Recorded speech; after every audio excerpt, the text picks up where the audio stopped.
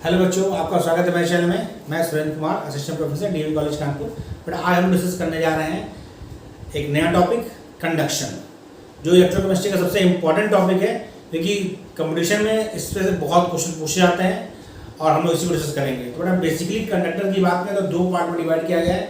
वो आपका है मेटालिक कंडक्टर और इलेक्ट्रोलाइटिक कंडक्टर। मेटालिक कंडक्टर को इलेक्ट्रॉनिक कंडक्टर भी कहते हैं और इलेक्ट्रोलाइटिक कंडक्टर को आयनिक कंडक्टर भी कहते हैं। हम बात करें मेटालिक कंडक्टर में क्या होता है बेटा, कंडक्शन वाया इलेक्ट्रॉन होता है, यानी इसमें इलेक्ट्रॉन के द्वारा कंडक्टिविटी होती है, जबकि आयनिक कंडक्टर में कंडक्शन थ्रू आयंस होता है, कैटायंस और एनायन के द्वारा कंडक्शन होता है। इसमें इलेक्ट्रोलाइटिक कंडक्टर में इसमें देखिए बेटा, metallic conductor does not involve transfer of matter when electricity is pass. जब इलेक्ट्रिसिटी पास की आती है तो मैटर का ट्रांसफर नहीं होता मेटालिक कंडक्टर में, जबकि आपका इलेक्ट्रोलाइटिक कंडक्टर में क्या होता है, इन्वॉल्व ट्रांसफर ऑफ मैटर, इसमें मैटर का ट्रांसफर होता है।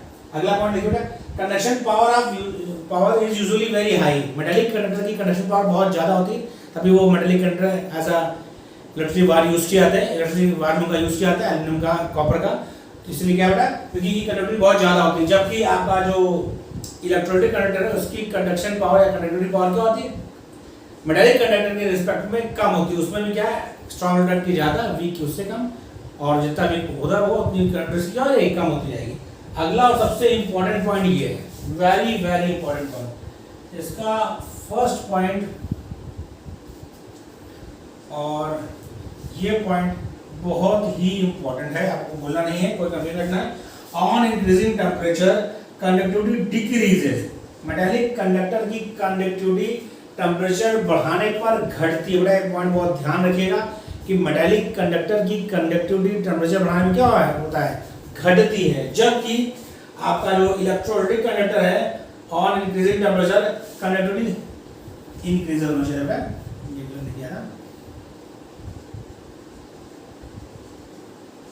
इंक्रीज, क्योंकि आपका जो इलेक्ट्रोलाइटिक कंडक्टर है उसकी कंडक्टिविटी टेम्परेचर बढ़ाने में क्या होगी, बढ़ेगी। क्यों बढ़ेगी, क्योंकि जब टेम्परेचर बढ़ाएंगे तो आयनाइजेशन ज्यादा होगा, आयनाइजेशन ज्यादा होगा तो नंबर ऑफ आयंस ज्यादा बनेंगे, जब नंबर ऑफ आयंस ज्यादा बनेंगे तो कंडक्टिविटी क्या होगी, इंक्रीज होगी। इसीलिए ध्यान रखिएगा ना, मेटालिक कंडक्टर केस में on increasing temperature conductivity decrease है, जबकि इलेक्ट्रोलाइटिक कंडक्टर केस में on increasing temperature conductivity increase है। ये ध्यान रखना, उसमें डायरेक्ट रिलेशन है, इसमें इनवर्स रिलेशन है।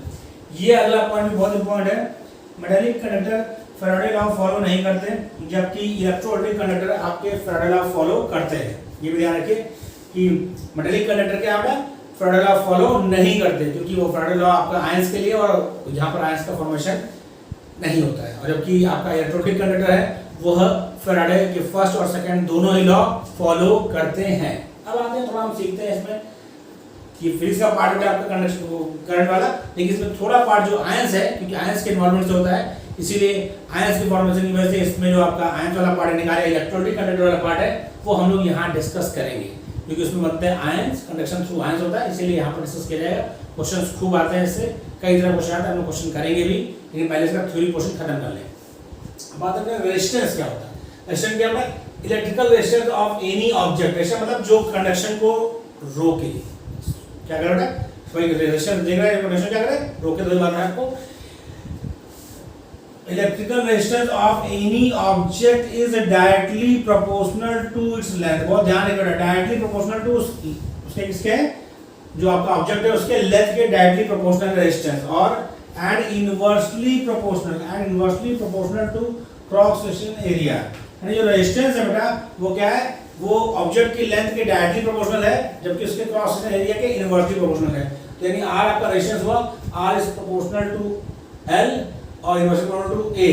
तो इसको ऐसे जब आपका प्रोपोर्शनल कांस्टेंट हटता है तो कोई मतलब जो प्रोपोर्शनल साइन हटेगा, कोई कांस्टेंट आएगा, इसको बोलते हैं रो। क्या बोलते हैं, रो। ये लिखा पी की तरह, लेकिन इसको पढ़ते हैं रो। क्या पढ़ते हैं बेटा, इसको रो। ठीक, तो इसकी यूनिट क्या होती है, रेजिस्टेंस की यूनिट होती है क्या, ओम। यूनिट भी ध्यान रखिए कि यूनिट को पूछी जाती है, रेजिस्टेंस की यूनिट क्या है, ओम। तो बेटा ये आपका जब रेजिस्टेंस ये प्रोपोर्शनल साइन हटा तो इक्वल टू है तो कांस्टेंट है, इसको बोलते हैं rho, where rho is proportionality constant and called resistivity. जैसे कि रो क्या मतलब है, इसको बोलते हैं रेजिस्टिविटी और स्पेसिफिक रेजिस्टेंस। बहुत ध्यान समझिए, रो क्या कहते हैं, रो कहते हैं रेजिस्टिविटी और स्पेसिफिक रेजिस्टेंस। थोड़ा इसको अब देखिए, रो इज इक्वल टू करेंगे, रो इक्वल टू करेंगे तो ये आपका ए आएगा कहाँ, इस साइड में, और एल आएगा नीचे। तो रो इक्वल टू क्या हो जाएगा आर इंटू एल बाई ए। ध्यान नहीं बेटा, रो इक्वल टू क्या होगा, फॉर्मूले डायरेक्ट पूछे जाते हैं इसलिए फॉर्मूले आपको सारे अच्छे से याद रखने हैं, क्वेश्चंस भी आते हैं और फॉर्मूले डायरेक्ट पूछे जाते हैं। तो rho equal to R into L by ए।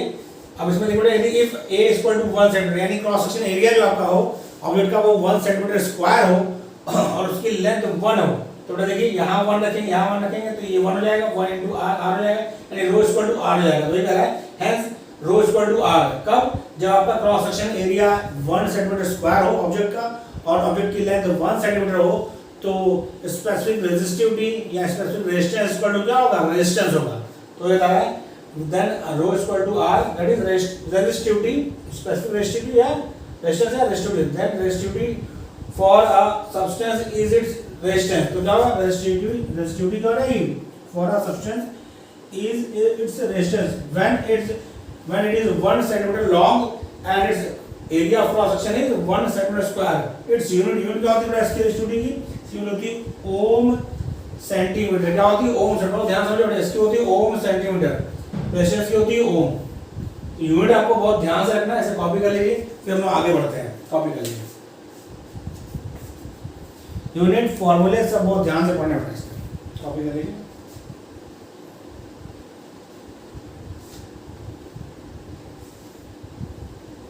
इधर कॉपी कर लिया।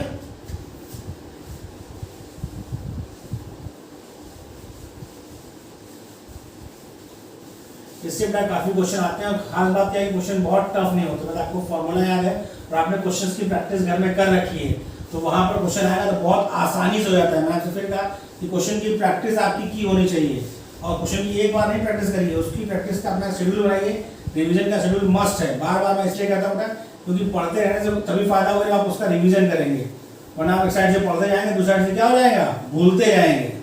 इसलिए पढ़ते रहिए और रिवीजन का भी शेड्यूल बनाकर रिवीजन भी पुराने चैप्टर्स की करते रहिए। अब देखिए बेटा इसमें अगला आपका आता है टोटल हमें सीखना है, वो है आपका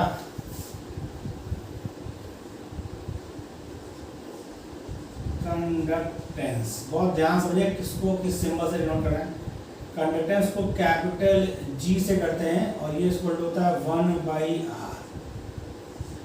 कंडक्टेंस को कैपिटल G से डिनोट करते हैं और ये कंडक्टेंस इक्वल टू होता है 1/रेजिस्टेंस। क्या होता है, 1/रेजिस्टेंस। और इसकी यूनिट जो है, यूनिट में थोड़ा ध्यान दीजिएगा बेटा, यूनिट इक्वल टू क्या होगी बेटा, इसकी होती है ओम, तो 1/ओम मतलब ओम इनवर्स, ओम इनवर्स। इसको उल्टा करके मोह भी पढ़ते हैं, MHO मोह। और सीमेंस इसको डिनोट करते हैं किससे, कैपिटल S से। किससे करते हैं, कैपिटल S से डिनोट करते हैं सीमेंस को। तो जो आपका कंडक्टेंस उसकी यूनिट आपकी ओम इनवर्स, क्यों हुई, क्योंकि रेजिस्टेंस की यूनिट ओम होती है, तो 1/ओम मतलब ओम इनवर्स या मोह या सीमेंस, SIEMENS सीमेंस, इसको कैपिटल S से डिनोट करते हैं।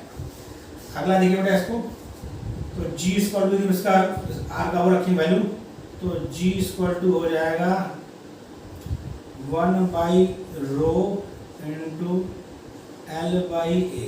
क्या हो जाएगा, 1/ρ इंटू L/A। इसको कर दें बेटा, तो ये 1/ρ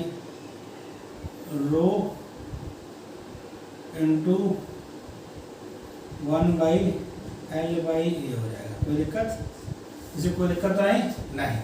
अब इसको देखिए 1/ρ जो होता है आपका, वो होता है आपका, तो बोलते हैं कप्पा। क्या बोलते हैं इसको, केस थोड़ा ऊपर साइन रहता है, इसको बोलते हैं कप्पा। कप्पा पढ़ते हैं, क्या पढ़ते हैं बेटा, कप्पा। ये क्या होता है, ये होता है इस स्पेसिफिक कंडक्टिविटी और सिर्फ बोलते हैं इसको कंडक्टिविटी। क्या बोलते हैं, कंडक्टिविटी। इसके मतलब कंडक्टेंस G इक्वल टू हो गया क्या, कप्पा इंटू, और जो आपका दूसरा है 1/L। यहाँ तक कोई दिक्कत नहीं। और L/A, L/A को क्या बोलते हैं, L/A को बोलते हैं, L/A कहलाता है आपका सेल कांस्टेंट। इसको बोलते हैं सेल कांस्टेंट। क्या बोलते हैं, सेल कांस्टेंट। बहुत ध्यान समझिएगा, किसको क्या कहते हैं, एल बाई ए को कहते हैं सेल कांस्टेंट। ये होता है कांस्टेंट फॉर ईच सेल। बेटा सेल के इस सेल के लिए कांस्टेंट होगा, क्यों? तो इस सेल की लंबाई और उसका क्रॉस सेक्शन क्या होता है, वो फिक्स होता है। तो जो भी सेल आप लेंगे उसके लिए सेल कांस्टेंट की वैल्यू क्या होगी, फिक्स होगी। क्या होगी, फिक्स होगी। तो देखिए ध्यान से, ये आपका क्या हो गया बेटा, ये हो गया कप्पा 1/रो कप्पा हो गया और एल बाई ए पर ये कांस्टेंट हो गया। तो थोड़ा और ध्यान से देखते हैं इसको, इधर कॉपी कर लिया। तो फॉर्मूले आपको क्या रखने हैं, एल बाई ए को सेल कांस्टेंट कहते हैं, इसे ध्यान रखना है। 1/रो को कप्पा कहते हैं, ये ध्यान रखना है। इसको कैसे हम लोग आगे करेंगे तो देखिएगा, देखिए बेटा ये क्या होगा, यदि 1/रो आपका ये कंडक्टेंस है तो ये कहाँ जाएगा, ये जाएगा ऊपर। तो यानी कप्पा इक्वल टू होगा G into cell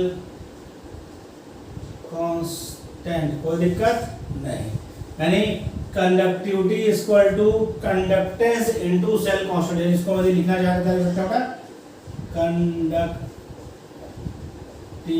equal to conductance into cell constant. कोई दिक्कत इसमें आपको मुझे पता नहीं है। और यदि इसको हम और एलिब्रेट करें तो कप्पा इक्वल टू कंडक्टेंस क्या था 1/r और सेल कांस्टेंट क्या था into L by A.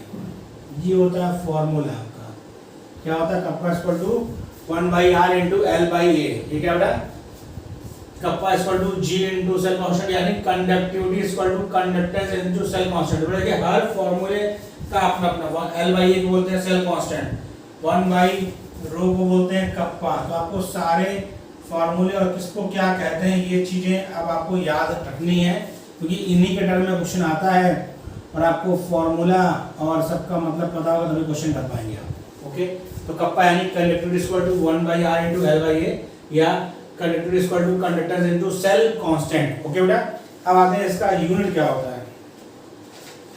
Unit बहुत ही important, unit very very important, very very important, क्योंकि यूनिट पूछी जाती है। यूनिट क्या होगी बेटा इसकी, यूनिट होगी देखिए 1/r का ओम इनवर्स। बहुत ध्यान देखिएगा, एल मतलब सेंटीमीटर, यहाँ पे सेंटीमीटर स्क्वायर, तो ऊपर आएगा सेंटीमीटर इनवर्स हो जाएगा ना बेटा, तो ये हो जाएगा सेंटीमीटर इनवर्स।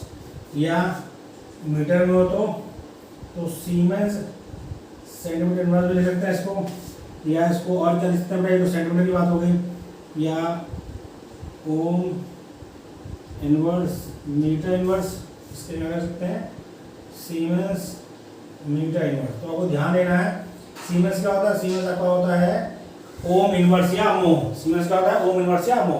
तो आपको ये फार्मूला याद रखना है, बहुत ही इंपॉर्टेंट फार्मूला है, कंडक्टिविटी से पूछी जाती है।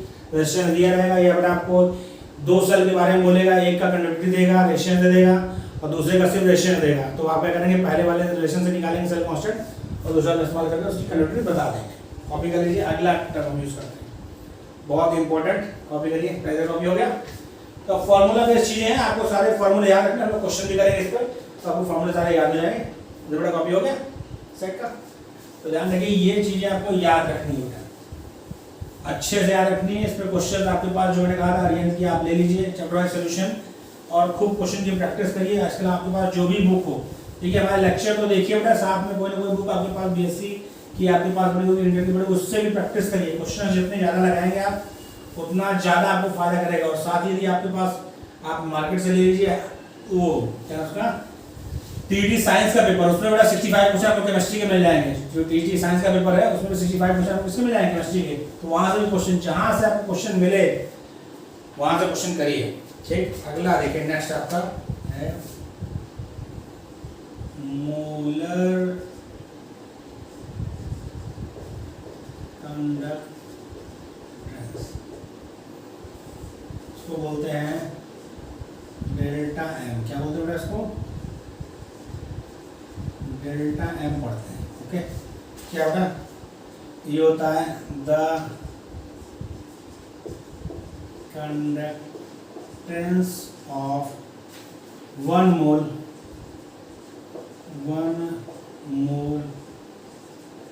Electrolytic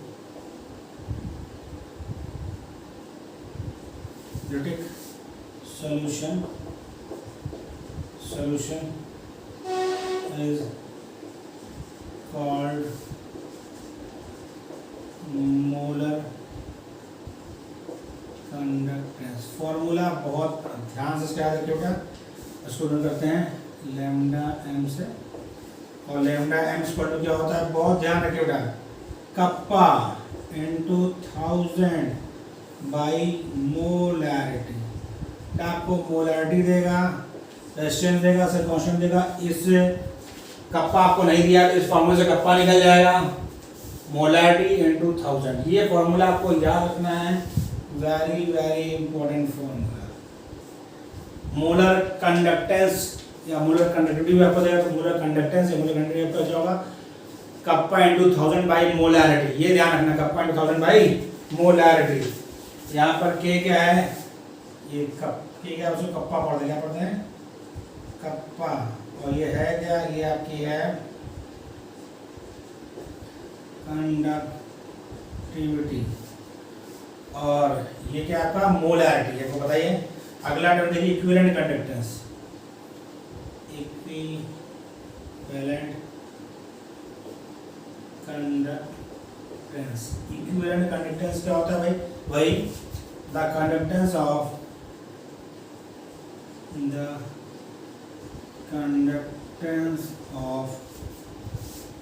one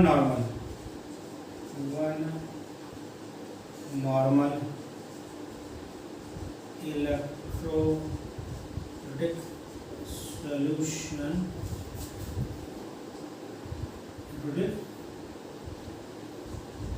solution is known as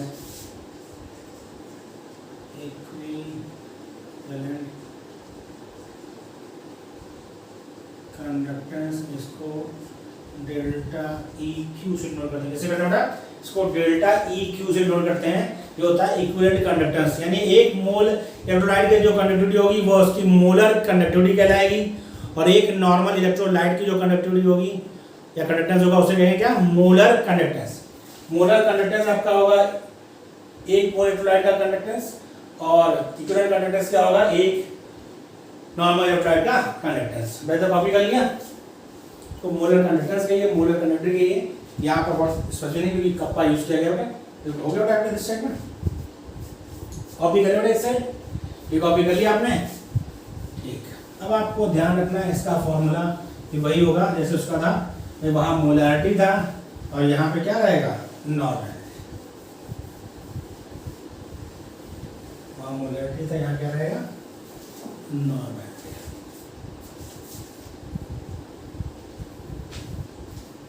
तो lambda E Q equal to kappa into 1000 बटे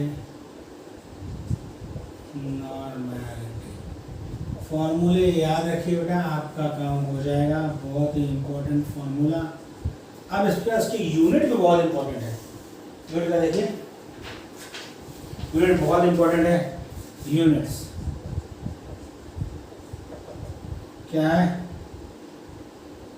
किसकी, मोलर कंडक्टेंस की, पहले की मोलर कंडक्टेंस। थोड़ा मोलर कंडक्टेंस क्या है या मोलर कंडक्टिविटी, कोई कंफ्यूजन मत रखिए, दोनों टर्म एक ही है। मोलर कंडक्टिविटी, कंडक्टेंस और कंडक्टिविटी अलग टर्म है, लेकिन मोलर कंडक्टेंस और मोलर कंडक्टिविटी क्या है, कॉमन एक ही टर्म है। उसे नोट करते हैं गेमा डेल्टा एम से, उसका यूनिट क्या होता है, उसका होता है siemens centimetre square mole inverse. और इक्विवेलेंट कंडक्टेंस या इक्विवेलेंट कंडक्टिविटी, बड़ा एक कुछ भी बोल सकता है, कंफ्यूज नहीं होना इससे। बड़ा देखिए फिर मैं आपको रिपीट कर दूं, कंडक्टेंस और कंडक्टिविटी अलग अलग टर्म है, लेकिन मोलर कंडक्टेंस और मोलर कंडक्टिविटी क्या है, क्वेश्चन कभी आपको मोलर कंडक्टेंस दिया गया है, कभी आपको मोलर कंडक्टिविटी दिया गया है, कंफ्यूजन है, दोनों एक ही टर्म है। वैसे इक्विवेलेंट कंडक्टेंस और इक्विवेलेंट कंडक्टिविटी क्या है, दोनों एक ही टर्म है, ठीक है, ये ध्यान रखना है आपको। इसका होगा यूनिट क्या होगा, सीमेंस सेंटीमीटर स्क्वायर पर इक्विवेलेंट। ये ध्यान रखिए, बहुत इंपॉर्टेंट यूनिट है उसमें, siemens centimetre square mole inverse, उसका सीमेंस सेंटीमीटर इक्विवेलेंट इनवर्स। ये ध्यान रखना आपको, यूनिट बहुत इंपॉर्टेंट है। मैं आपको फिर लिख रहा हूं, यूनिट आपको याद रखनी है, क्योंकि यूनिट पूछी जाती है और आपको याद रहेगी तभी आप कर पाएंगे। फिर हम लोग कुछ नोट करके लिखते हैं। नजर कॉपी कर लिया, सर कॉपी कर लिया आपने, कॉपी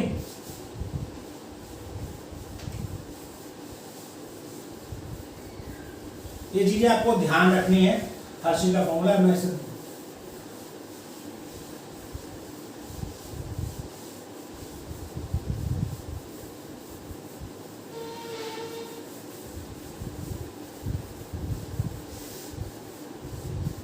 अब थोड़ा नोट कर लीजिए।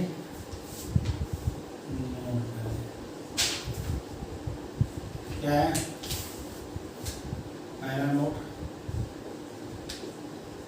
कंडक्टिविटी ऑफ 1 ml सॉल्यूशन मतलब कप्पा, ठीक है। दूसरा conductivity of 1 mole equal to delta M, और कंडक्टिविटी ऑफ 1 नॉर्मल सॉल्यूशन पूरा लिख देंगे to delta M normal solution to delta E Q. तो आपसे 1 ml सॉल्यूशन कंडक्टिविटी पूछ रहा है, इसका मतलब वो कप्पा की जानकारी जा रहा है। आपसे 1 मोल की कंडक्टिविटी पूछ रहा है, इसका मतलब डेल्टा एम की जानकारी जा रहा है। वो एक नॉर्मल सॉल्यूशन की कंडक्टिविटी जानना जा रहा है, इसका मतलब डेल्टा ई क्यू जानना चाह रहा है। तो कुछ जैसा क्वेश्चन होगा वैसे हम उसका आंसर देंगे। अगला वेरी इंपॉर्टेंट टॉपिक, अगला बड़ा क्या, effect of dilution. Effect of dilution theoretical question इस पर आता है बेटा, ध्यान समझिए। Effect of dilution, effect of dilution, बहुत एक पॉइंट ध्यान रखिए बेटा।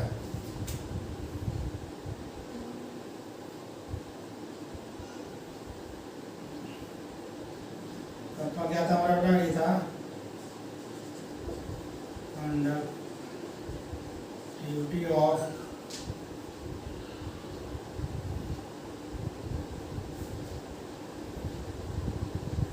1 ml इलेक्ट्रोलाइटिक सॉल्यूशन, ठीक है।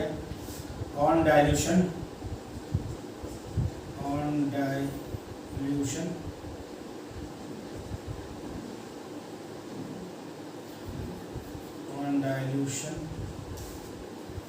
volume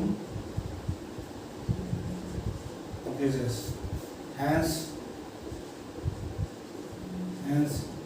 number of ions per ml decreases। तो क्या होगा बेटा, इसका मतलब hence on dilution conductivity decrease। बहुत ध्यान समझिएगा, जब सॉल्यूशन को डाइल्यूट करेंगे बेटा तो क्या होगा, नंबर ऑफ आयंस बढ़ेंगे, लेकिन वॉल्यूम भी बढ़ रहा है। जब वॉल्यूम बढ़ रहा है तो पर ml, लेकिन कंडक्टिविटी क्या होती है, पर ml सॉल्यूशन की कंडक्टिविटी। 1 ml में नंबर ऑफ आयंस की संख्या घटेगी। क्यों घटेगी भाई, सॉल्यूशन में आप यदि वाटर सॉल्वेंट एक्स्ट्रा मिला रहे हैं तो सॉल्वेंट की मात्रा ज़्यादा होगी, तो पर ml में आयंस की संख्या क्या हो जाएगी, कम हो जाएगी। जब पर ml में आयंस की संख्या घटेगी तो कंडक्टिविटी भी क्या होगी, डिक्रीज होगी। ये ध्यान रखिएगा, बहुत ध्यान समझिएगा। अगला, but on dilution conductance, question क्या पूछ रहा है, कथन क्या है, बहुत ध्यान रखिए। On dilution conductance increases, conductance बढ़ेगा डायल्यूट करने पर, लेकिन कंडक्टिविटी घटेगी। ये छोटी छोटी बारीक चीजें पे आप ध्यान रखेंगे तो जो आपके टेक्स्ट वाले क्वेश्चन आते हैं, थ्योरेटिकल क्वेश्चन आते हैं, वो क्वेश्चन गलत नहीं होंगे। डायल्यूशन करने पर कंडक्टेंस तो बढ़ेगा लेकिन कंडक्टिविटी घटेगी। तो एक कंडक्टिविटी होती है 1 ml सोल्यूशन की कंडक्टिविटी, और उसमें भी क्या है बेटा, कंडक्टिविटी पर नंबर ऑफ आयंस, क्योंकि आप डायल्यूशन बढ़ा रहे हैं तो प्रति ml नंबर ऑफ आयंस की संख्या क्या हो जाएगी, क्योंकि आपने इलेक्ट्रोलाइट तो मिलाया नहीं, आपने सॉल्वेंट मिलाया। जब सॉल्वेंट मिलाया बेटा तो नंबर ऑफ आयंस ज़्यादा फॉर्म होंगे, लेकिन प्रति ml जो आपका आयंस की संख्या होगी वो डिक्रीज होगी। क्या होगी, डिक्रीज होगी। जब प्रति ml आयन की संख्या डिक्रीज होगी तो कंडक्टिविटी डिक्रीज होगी। और कंडक्टेंस में क्या है, कंडक्टेंस डिपेंड करता है नंबर ऑफ आयंस पे। तो जब आपने डायल्यूशन किया नंबर ऑफ आयंस बढ़े, नंबर ऑफ आयंस बढ़े तो कंडक्टेंस इंक्रीज होगी। ओके, तो ये ध्यान रखिएगा। अगला पॉइंट बेटा आपका हमें जो मोलर कंडक्टिविटी बात करनी है, इधर हो जाएगा कॉपी। तो डायल्यूशन का क्वेश्चन आता है बेटा, तब कि डायल्यूशन से क्या फर्क पड़ेगा, तो वो आपको ध्यान रखना है। वो आपको क्या करना है, ध्यान रखना है। मैं आपको इसीलिए इसको टू द पॉइंट लिखवा रहा हूँ ताकि आप इसे ध्यान रखें और वहाँ क्वेश्चन पूछा जाए थ्योरेटिकल तो आप कर सकें। मैंने फिर आपसे बार बार कहता हूँ नोट्स मेरे सफिशिएंट है, लेकिन ये होता है कि आप नोट्स का रिवीजन करें और क्वेश्चन ज़्यादा लगाएं। ये क्वेश्चन नहीं लगाएंगे तो नोट्स आपको क्या होगा, आपके दिमाग में अच्छे से सेट नहीं होगा, क्योंकि पढ़ने में क्या होगा क्वेश्चन बाद आप भूल जाते हैं। क्योंकि केमिस्ट्री क्या है, केमिस्ट्री एक बेवफा सब्जेक्ट है, उसको रोज दिखाना पड़ता है। भाई हम लोग जब पहले पढ़ते थे तो टीचर कहना था केमिस्ट्री वह देवी है जिनको रोज अगरबत्ती दिखानी पड़ती है, क्योंकि रोज अगरबत्ती नहीं दिखाएंगे तो वो रूठ जाती है। इसीलिए आपको रोज अगरबत्ती दिखाएं मतलब रोज पढ़ें। रोज पढ़ें मतलब आगे पढ़ते भी रहे, पीछे का रिवीजन भी करते रहे, ना पीछे वाली डिग्री रूठ जाएंगी। जो आपने इनऑर्गेनिक पढ़ा है वो क्या हो जाएगी, वो रूठ जाएगी, तो वो आपको धीरे धीरे भूलने लगेगी। पीछे का रिवीजन भी करें, आगे का पढ़ते भी रहें, ज़्यादा समय दें किताबों के बीच में, सिलेक्शन आपका होगा ही होगा। आगे बात करते हैं बेटा। अब इसमें समझिए ऑन डायल्यूशन, ये भी इम्पोर्टेंट है। On dilution molar conductivity, molar conductivity and equivalent conductivity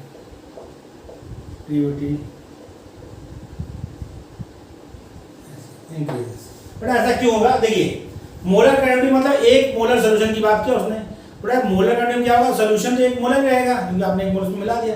dilution बढ़ा रहे हैं, नंबर ऑफ आयंस बढ़ रहे हैं, नंबर ऑफ आयंस बढ़ रहा है तो कंडक्टिविटी क्या हो रही है, इंक्रीज हो रही है। क्या हो रही है, इंक्रीज हो रही है। कंडक्टिविटी क्या होगी, इंक्रीज होगी। ये ध्यान रखिए, कंडक्टिविटी क्या होगी, इंक्रीज होगी। बहुत इंपॉर्टेंट पॉइंट। डायल्यूशन पर कौन बढ़ेगा, मोलर कंडक्टिविटी, और इक्विवेलेंट कंडक्टिविटी बढ़ती है। कोई कंफ्यूजन नहीं है, बिल्कुल मत रखिएगा, क्वेश्चन आएगा यही करिएगा। वहां ज्यादा अपना दिमाग मत लगाइएगा। अब लगे उसमें जोड़ने काटने, सर वॉल्यूम बढ़ाना है, वॉल्यूम इनवर्स में होता है, सर ये बढ़ रहा है घट रहा है, इतना मत सोचिए।